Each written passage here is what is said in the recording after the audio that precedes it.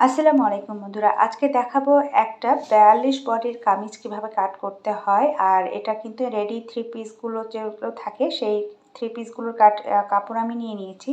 আর এটাকে আমি প্রত্যেকটা অংশ খুলে নিয়ে আলাদা করে আয়রন করে নিয়েছি এবং এই আয়রন করে নেওয়ার কাপড়টাকে আমি সুন্দর করে একটির উপর আরেকটি বসিয়ে তারপর এটাকে কাট করা শুরু করছি। যেহেতু নিচের ডিজাইন অনুযায়ী ওপরে দিকে কোনো ডিজাইন নেই, নিচের ডিজাইন আছে দামানের অংশে, সেই দামানের অংশ থেকে আমি কিন্তু এর লম্বার মাপটি নিয়েছি। এখানে আমার যতটুকু লম্বা এসেছে আমি ঠিক অতটুকু লম্বাই নিয়ে নিয়েছি।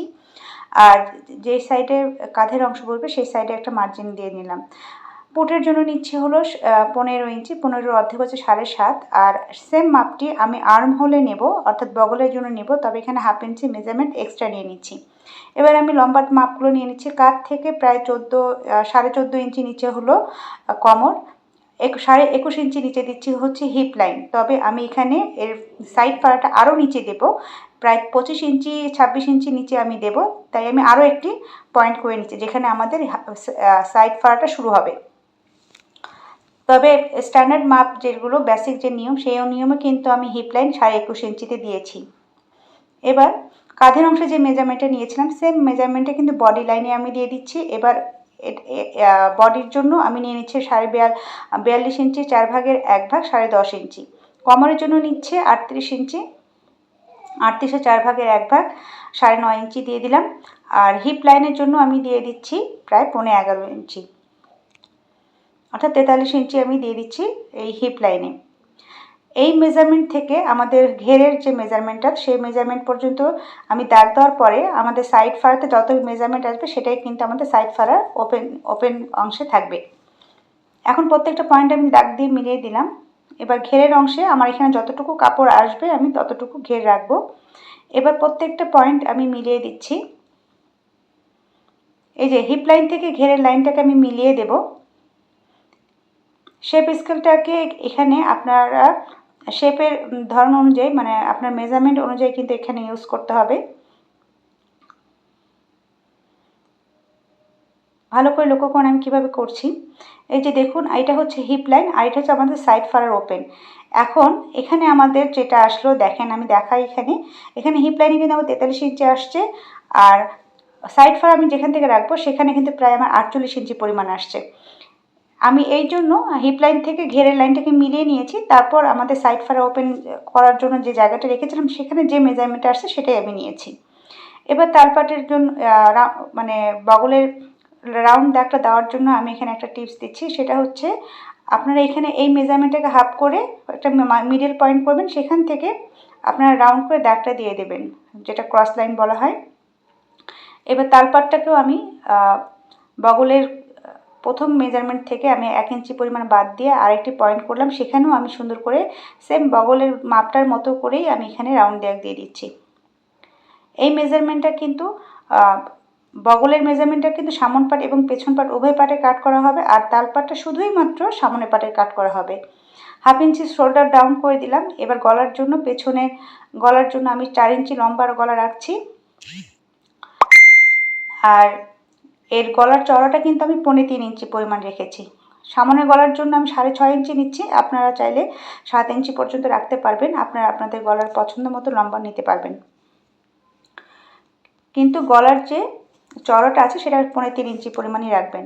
এবার যেভাবে আমি দাগগুলো দিয়ে নিয়েছিলাম সেই অনুযায়ী আমি এই পুরো কামিজটাকে কাট করে নিচ্ছি।